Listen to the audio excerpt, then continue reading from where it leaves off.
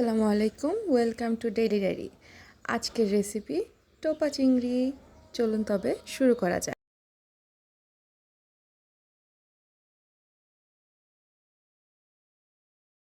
টোপা চিংড়ি তৈরি করতে প্রথমে আমরা এখানে নিয়ে নিলাম চিংড়ি মাছ।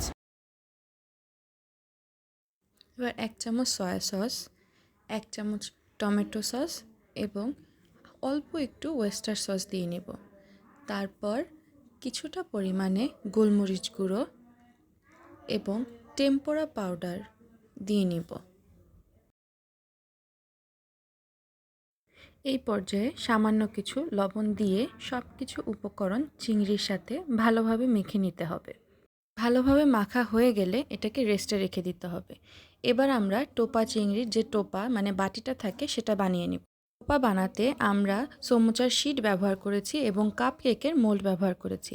তো এভাবে বসিয়ে সামান্য তেলে ভেজে নিতে হবে।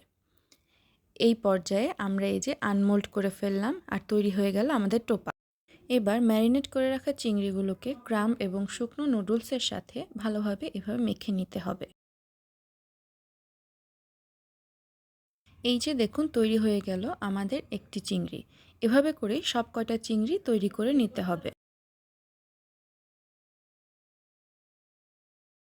এবার হালকা গরম তেলে মিডিয়াম লো ফ্লেমে চিংড়িগুলোকে ভেজে নিতে হবে।